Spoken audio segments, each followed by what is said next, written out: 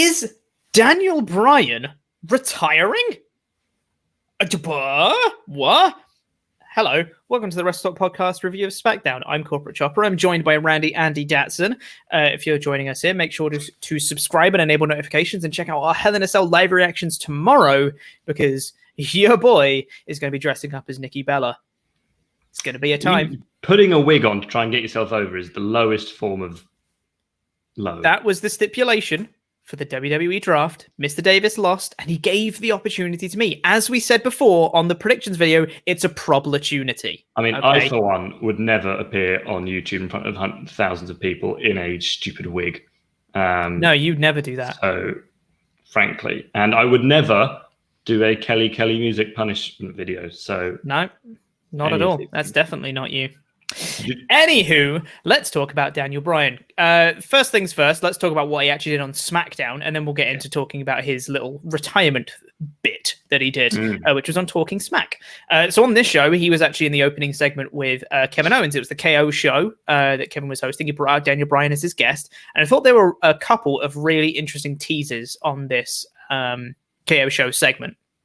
Because the two of them speaking together, I think they both bounced off each other very naturally. Obviously, they have quite the story history together. They know each other very, very well. Similar senses of humor and things like that. And Daniel Bryan was saying, with his vision for SmackDown, what he'd want is the Intercontinental Championship to be defended every week while he's there, which was a nice idea for starters. And also it just feeds into Daniel Bryan being a lovable workhorse babyface. Love that guy. He's great. But then Kevin Owens says that he's never won a tag team championship and he wants to tag with Daniel Bryan. And I'm like, that's also very interesting. Spicy. I also loved that bit as well. I don't know if this line was scripted or not, but just when Kevin Owens just goes, I've never won a tag team championship. Daniel Bryan just goes, yeah, you've turned on a lot of your friends. And then Kevin just kind of stumbles for a bit. He goes, I'm just gonna gloss over that and just carry on. Yeah, no, I really enjoyed this. I thought the interesting part for me particularly was when he talked about the Intercontinental Championship, wanted to defend it every week, because as we said, later he appeared on Talking Smack, and one of the things he said on there was that he's like, not everyone wants to put over young talent. So whether this is going to be a John Cena kind of open challenge, a Cody open challenge thing, if Bryan was to win the belt from Sami, I mean, it's not going to be this weekend because there's no match, but possibly, I mean, again, it won't be a Survivor Series. So is it TLC? Random SmackDown match. Yeah, possibly again. But if he were to win it, it could be like 2021 could be the year of Daniel Bryan putting over people. And on his way out, because as we know, he also said that this could be, and it likely will be, he's seeing this as his final run in the company. And from what we understand, his current contract expires in September 2021, which means he's only got about 11 months left on his contract. Yeah. Touch wood for no injuries or anything. We want his run to be as long as possible. And like you said, him just putting over talent for a whole year would be amazing. Daniel Bryan is so good at putting other people over. Yeah. Even if he wins a match, he's really good at getting people over in defeat. And if he doesn't want to, he doesn't have to win every single match either. He can lose and drop the belt and then keep challenging for it and put someone else over in that way. And then you just keep having matches with all these people. But so here's my fancy booking for Daniel Bryan's retirement. So Daniel Bryan retires. That's amazing. And he never has another match against The Undertaker in Saudi Arabia in 4 years' time. I just want him to go out, have a retirement match, and go and be a dad. Go and look back on the crazy career he's had. Genuinely one of the most astonishing wrestlers of our generation. The way that he I cannot think of anyone who's captured my kind of, I know it's fake, but he's a baby face and I love him and I want him to win. No one's ever captured me like that, like he did going into WrestleMania 30. And he's a once in a generation guy. And I really hope that, and he doesn't seem like the sort of person who WWE could just go, yeah, but here's $1 million. And he'd go, yeah, I need, because, I mean, let's face it, Daniel Bryan doesn't need $1 million. I mean, he's one of the top paid guys in the company. He has been for a decade. He's going to be fine. Yeah, totally. And I think the interesting part for me is that this may be the end of his full-time run, but we could still get him back for not Saudi matches, but big WrestleMania matches. He could make a surprise appearance in a Royal Rumble every now and again. Like there's things and stuff for him to do, which I really appreciate. Which would be pretty great for him. I also respect how much he wants to get talking smack over. Like he loves talking smack. I mean, those days where he was having arguments with the Miz and that sort of stuff, that was some of the best stuff W was putting on. And now talking smack's back. He's like, how can I make this? Oh yeah, I'm going to tell everyone that I'm retiring. And they'll be like, that means people will want to watch talking smack now. Yeah. Not the same without Renee. No. And Raw Talk this week, obviously, Raw Talk has never been anywhere near as good. I don't know what it is about talking about. I don't know if it's whether just because it's got Daniel Bryan on it. But yeah, it's actually something you should tune into, because unlike Raw Talk, things actually happen on Talking Smack. So yeah, it's just, and I don't. Yeah, as much as I love Daniel Bryan, I don't begrudge him at all if he wants to stop wrestling. It's like the same with AJ Styles. While he's got some unusual views on the world, like he's been wrestling for however long, and he said, "Do you know what? I'm done. I've had my fill. I just want to go and watch my son play football. I've got a young daughter. I just want to go and spend time with them." I'm like, that's fair. Cool. I don't know why I did one thumb up and the other with a fist. Cool, man.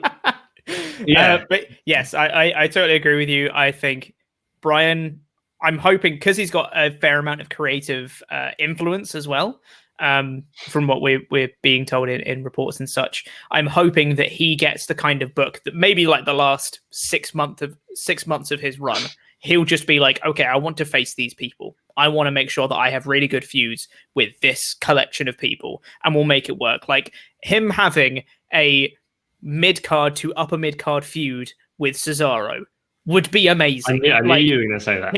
Him just trying to put over Big E more. Him coming in and wrestling Kevin Owens and wrestling Sami Zayn, and just being like, I want to make sure that I have the best match I can have with each of these guys before I go.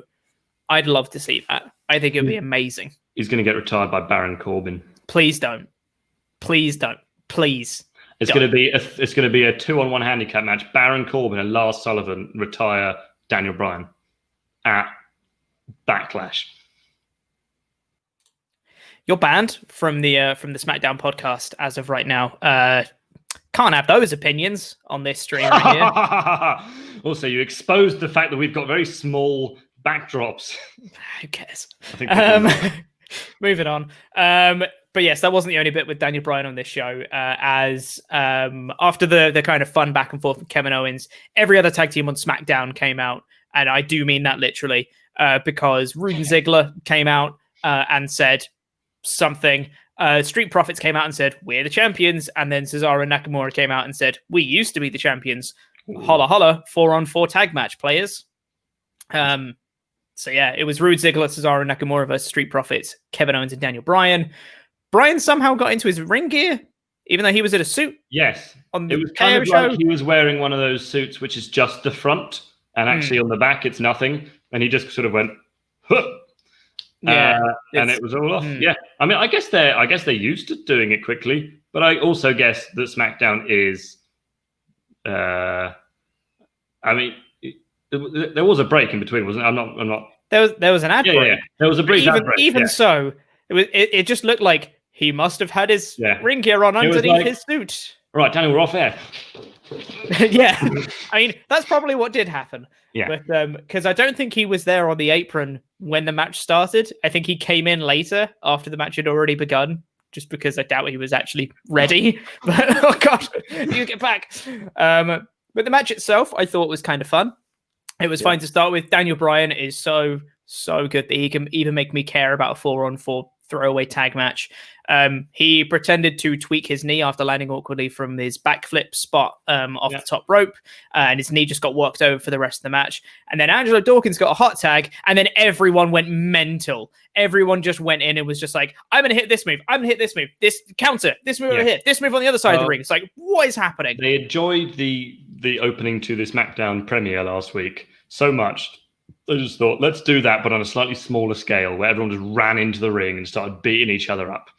Nothing wrong with the match at all. Like, sometimes you just got to have a match. I mean, as far as we know, this episode of SmackDown was being written right up to the last second. So they were kind of like, oh, we need 20 minutes.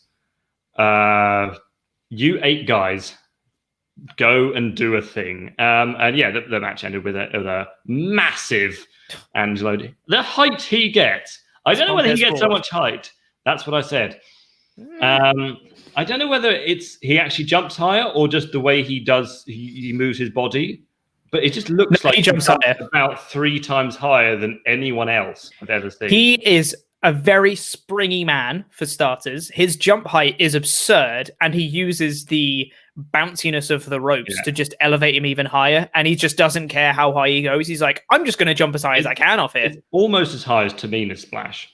I know, yeah. Like, genuinely, and Montez Ford and Bianca Belair must be the 2 most athletically gifted people married. It must be the most athletically gifted married couple in the world. Because you like see all of these records, like, because you know those NXT sort of trials they do where they're like, who's got the best deadlift, who can jump the highest. It's like Bianca Belair, Bianca Belair, Bianca Belair, Bianca Belair, Bianca Belair.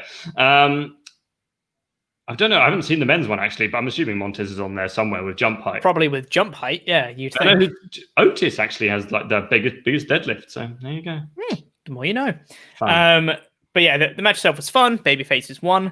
And then backstage afterwards, the babyface is celebrating, but then Sami Zayn kind of accosts Daniel Bryan and says, hey, man, you know, I heard what you were saying out there about Intercontinental Championship being defended every week. Appreciate that. But also, I'm the champion. And when I'm the champion, I get to say what happens. So, sorry, bud. Which is really cool. Again, I don't know what direction the story's going. I don't know if Owens is going to get involved in the Intercontinental Championship picture. I don't know whether it's just Bryan and Zayn. I don't know whether Bryan and Owens are going to be a tag team. But I don't care because all of them sound really fun.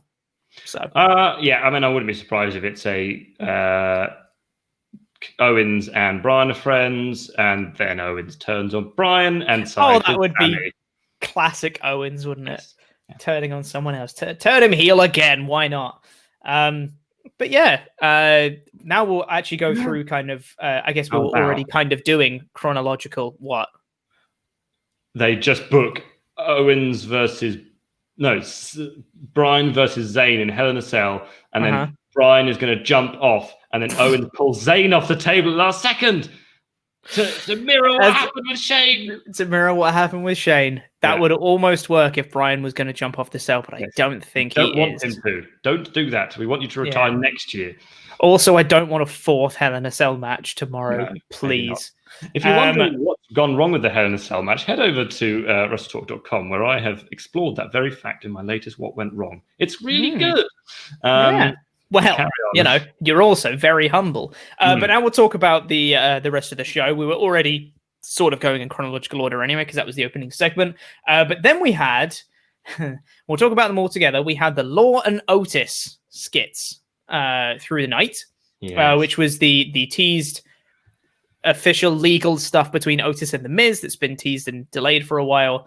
And it was basically just a bunch of skits. There were 3 of them throughout the night.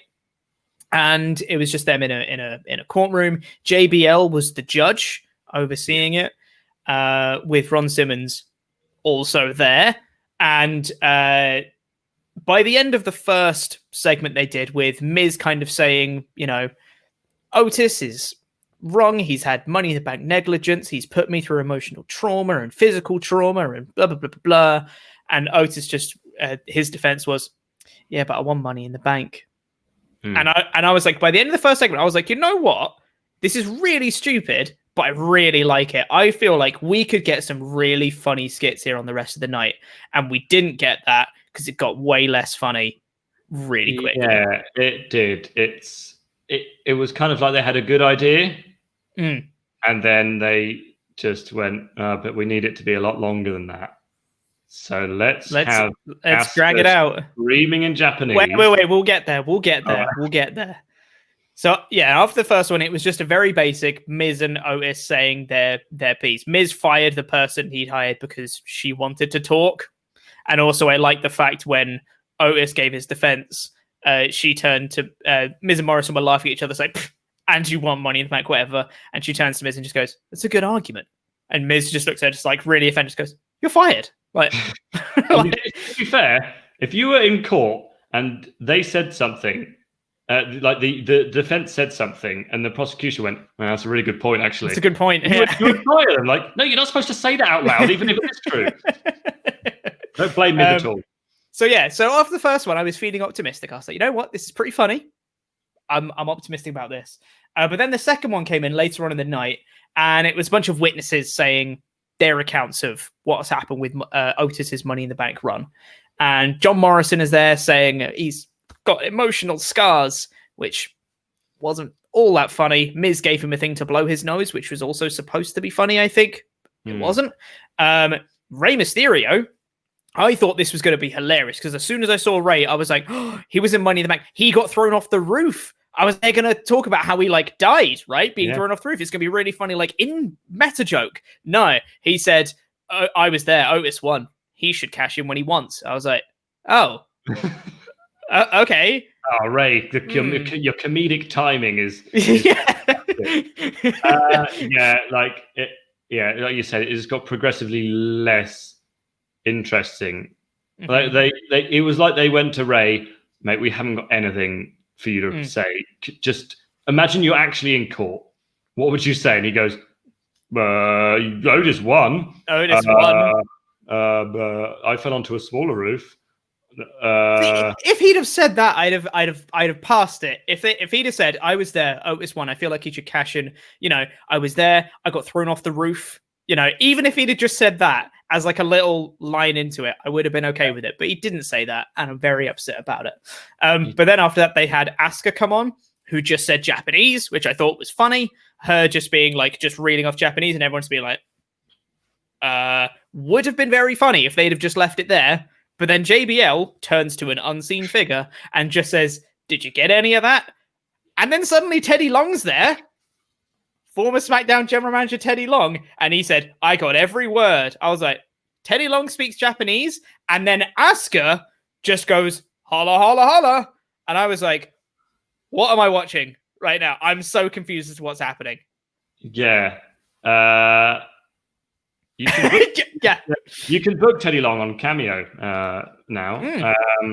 I'll find out how much he is if anyone wants. But and the thing with Asuka's thing is her saying "holla holla holla" wasn't funny. It was kind of cringy.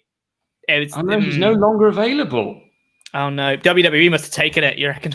Which is crazy because someone reviewed him today. Oh, well, he's deleted it right now then. Exclusive on the SmackDown podcast. Teddy Long, no longer available on Cameo. Cody, who works on the WrestleTalk website, he got one from him 3 days ago. That's how I knew Teddy Long was. Yeah, he appeared on WWE. That means Teddy Long has been signed to a new contract. Teddy Long is going to be in Hell in a Cell. Exclusive right here. But yeah, after that, I was like, what am I watching? This is really weird. Tucker then was next in the witness stand, and then he said that he wasn't very funny either. It was just more serious stuff of him just being like, "I want to beat up you, Miz, because you're mean about Otis and you drafted Mandy Rose to Raw." And it was like, and then I got in my own head about it because I was like, but then Tucker, you didn't get drafted and then you chose to go to Raw. Why did you do that? That doesn't make any sense, Tucker. And also, Tucker, one of the things that Tucker was so annoyed about was the fact that Otis wouldn't stop talking to Mandy. So why would he care that much that Mandy's getting over to Raw? I don't know. But then he says he wants to beat up Miz. Everyone kind of goes, whoa. JBL calls for a recess. And then Teddy Long just goes, "I need to pee." And I was like, comedy? What is that funny? On Cameo, you only get him for a minute. So that's fair, yes. Then he had to go. But I mean, so Tucker, Miz, and Morrison, they're all Raw stars. Was the Raw count 3 on the Raw count? Was there was no one else? Was there? Asuka. Okay. Raw. Ray's SmackDown. Tucker's Raw. Morrison's Raw. Miz's Raw. Yeah. Just the 4 then. Just the 4 Raw stars. Just the 4 Raw stars on the SmackDown segment. Yeah. It's fine. You know, they don't have to stick to brand splits when they're in court. You know, that's whatever. I guess so. If you've been invited to court, you have to attend. Yeah. And then the third and final segment, which was straight after the second one after an ad break, was JBL giving his verdict. The one bit I did like, the through line throughout it, was the Law and Order dun-dun sounds that they kept playing. And everyone, for this one, they just reacted to it, which was quite funny. And it was just, they just did dun-dun. Everyone just went like, the hell is that? Like, again, there's little bits where I'm just laughing at it, but the whole thing as a whole, I'm just like, that was not great. JBL was going to rule against The Miz because he literally doesn't have a case, because he's just saying, like, Money in the Bank holders have a year to cash in. It hasn't been a year yet, so, there's no case. But then Miz goes, well, you haven't seen this evidence, and it gets out a briefcase, hands it over to JBL. He literally did have a case. And, yeah. And then JBL kind of pops open the lid, and you know what's in the briefcase. It's quite clearly money, but just to make sure you know it's money, there's a really goofy cha-ching sound effect when he opens up the briefcase. Like, it's almost like they could have edited those big dollar signs in his eyes. It's exactly the kind of goofiness it was like. And then you could have like put it in a sack that just said swag on it with a big dollar sign. Yeah. Ran out of the courtroom afterwards. Exactly, yeah. So then JBL succumbs to the bribe and says, nope, JK, Miz wins, lol. On Sunday at Hell in a Cell, Otis, you have to defend your Money in the Bank briefcase against the Miz. I mean, surely, if he's the judge... We've got a 5th match. If he's the judge, he could have just gone, Otis, give your briefcase to the Miz. Not rather than going, Like, is that all the Miz wanted? Like, Miz was like, mate, here's loads of money if I can have a match. Yeah, it doesn't make sense, but you know what? All of it didn't make sense, so it's fine. At least we've got a 5th match for tomorrow, which is something.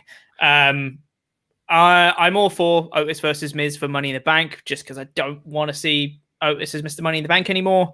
They never had any plans for him winning. It was just a bit dumb. I think it's quite clear, and I'm going to regret saying this on Monday because it won't happen. But I think it's quite clear that Miz is winning this. Fingers crossed, eh? Yeah. That's what I've predicted anyway on Wrestle League. So that's what I'm hoping for. Yeah, but did you know that now that she's on SmackDown, Zelina Vega is going to get a really big singles push? Yeah. Super duper huge singles push for Zelina, JK, because Bianca Belair's here. They had Bianca Belair had a quick video package, kind of recapping all the other video packages that she's had on Raw. She came out and she dominated Zelina Vega. Lasted maybe 2 minutes. Thing is, Bianca Belair, I'm not saying I want anyone to be squashed, but don't squash someone who's just challenged for the Raw Women's Championship. I get that. You've got Billie Kay on your roster. I get that, but I know why they did Zelina Vega, because Bianca Belair can quite easily throw her around because she's small. And also, they've had the whole Street Profits versus Andrade thing for I don't know whether that came into their mind. I don't think that matters. I think that was a happy coincidence on their part. But yeah, Belair dominated. It was great. Love seeing Belair do Belair things of just throwing people around and being strong. One with a KOD in like 2 minutes was great. Love Bianca. I think she's hopefully going to be challenging for SmackDown Women's title before long. That would be great. And then afterwards, we had exactly the same match, but with Lars Sullivan and Shorty G instead. Yes, but I don't know whatever the match was, what it was. But after the match, that's when spicy stuff happened. Because you've got Shorty G sitting in the trainer's room. No. Sorry, before that, he cuts a promo basically to say, "I've been overlooked. I'm sick of it. I quit." And then they're like, "No, that's Sunday's thing. You can't really do that. You can't." So he says he quits, and then he goes backstage, and he's in the trainer's room going, "Oh, my arm." Adam Pearce walks in. He's like, "I don't want to be Shorty G anymore. I am Chad Gable, and I'm a real boy. Yes, that's exactly what he said. There was a small cheer across all fans in the world.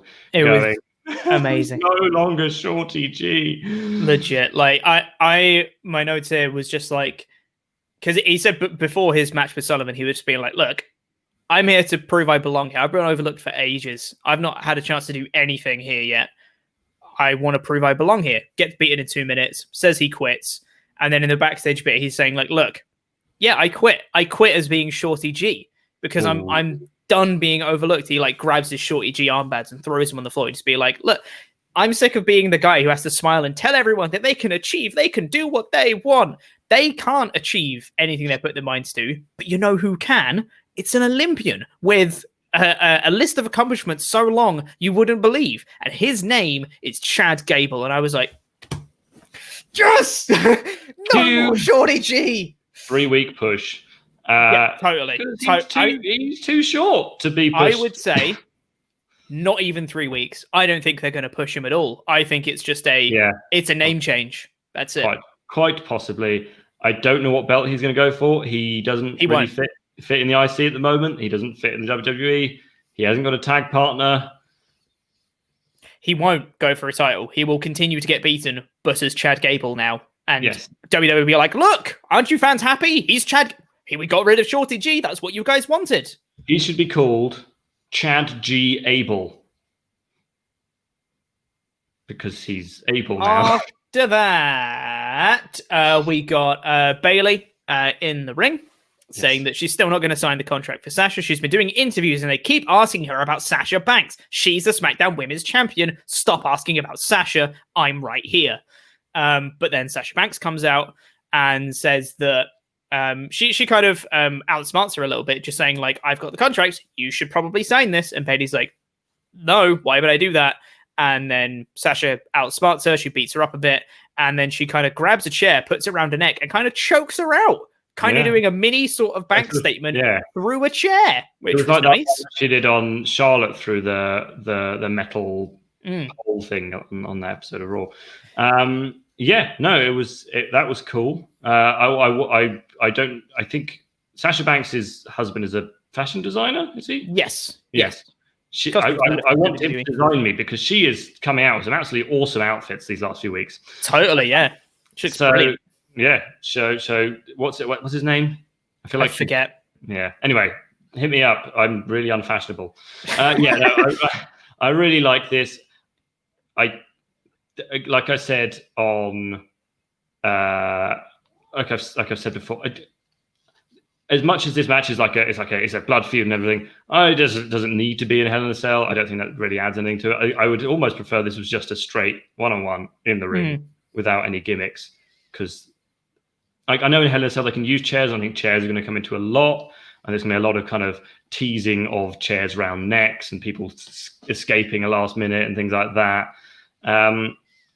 But yeah, I feel like this almost could be a foreshadow of that sort of neck choke spot could be a foreshadowing of Sunday's finish. Ooh. Well, I've got Bayley to win on Sunday because...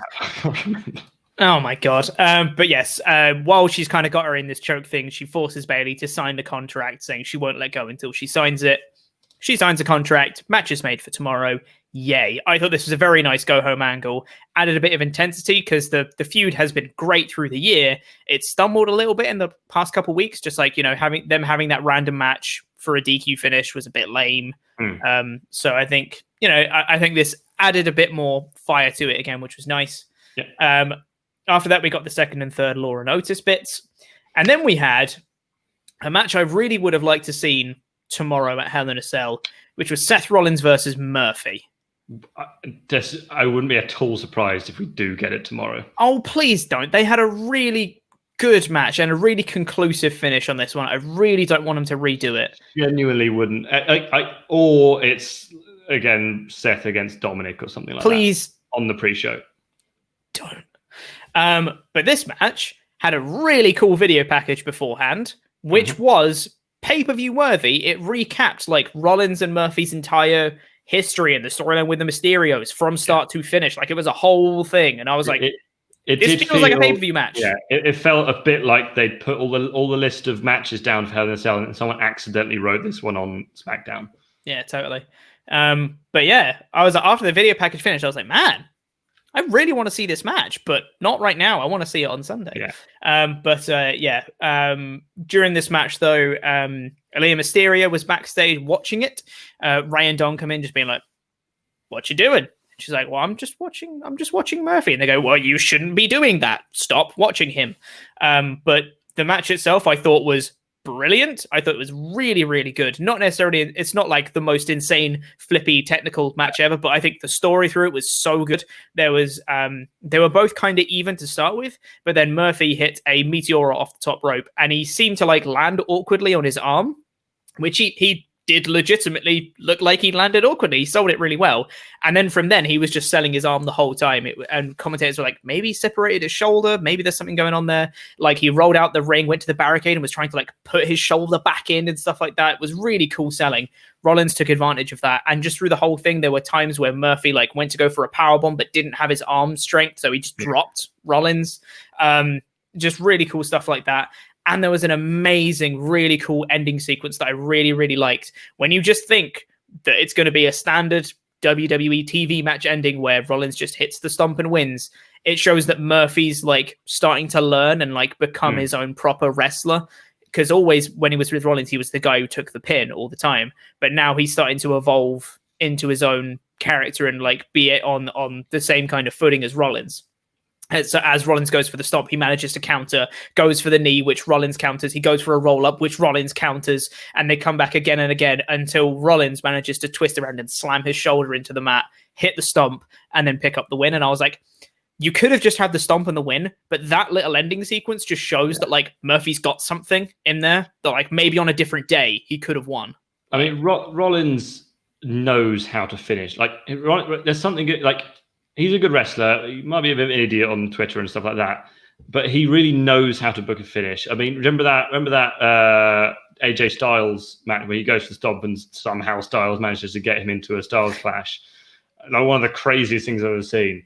But he throughout his career, he's just knows how to change a finish so that it's not just gut kick stomp. Mm-hmm. Like, totally, yeah. He just knows. And then there's Hell in a Cell 2019, but we won't talk about that one. He didn't book that. Yeah. But yeah, Rollins won with the stomp. Really, really cool match. And quite like a decisive finish, but you get the sense that like on another day, Murphy could have done it. Yeah. But then afterwards, Rollins grabs a kendo stick and it looks like he's going to start beating on Murphy again. Aaliyah Mysterio comes out and says she's going to... they show her backstage at first and she says, I'm going to go help just because we need that, I guess. And then she comes out and she doesn't know what to do. She's kind of standing at ringside while he just starts to beat up Murphy. And she's like, I've got to do something. She dives into the ring and just throws herself in the way. And Rollins just stops and he's like, weird. Do you think cool? Aaliyah is going to take a stomp at some point, which is going to lead to a final Ray versus Rollins match? No.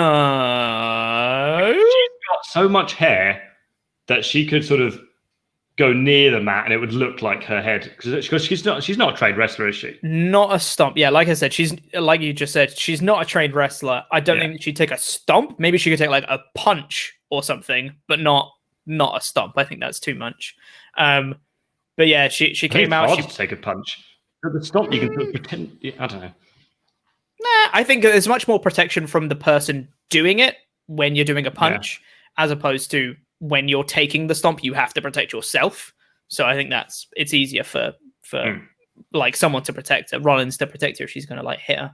Aaliyah saves Murphy.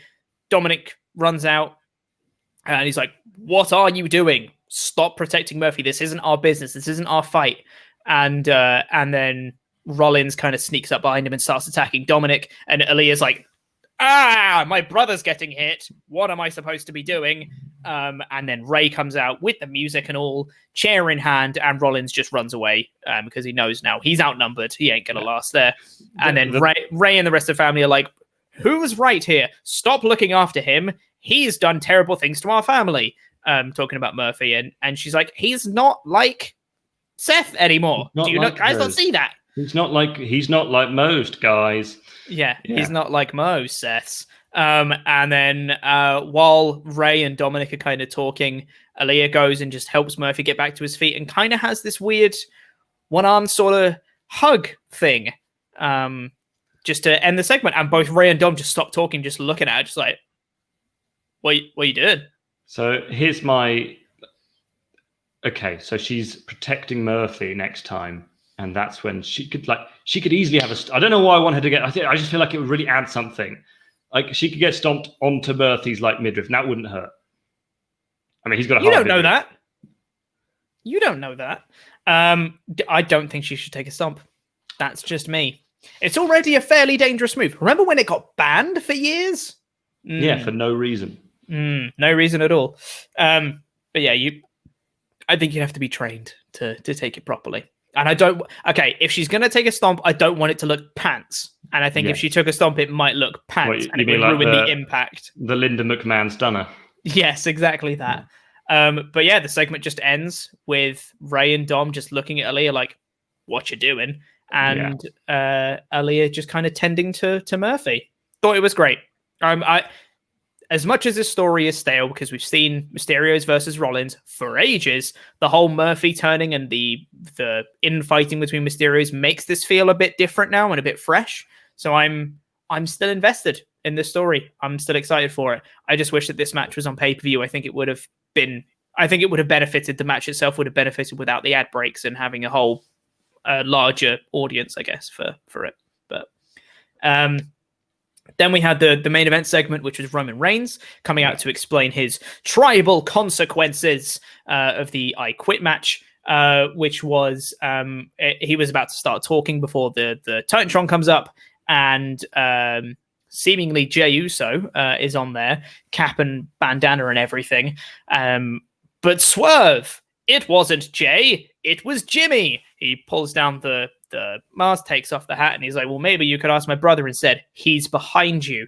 In comes Jey Uso, attacks Roman, gets a super kick in, gets a splash, and they get on the ramp and they're like, yeah, we got one up on Roman. We're awesome. And Roman's like, hang on a minute. Just before you start celebrating too much, here's a little bombshell. And then came in and was just like, just so you know.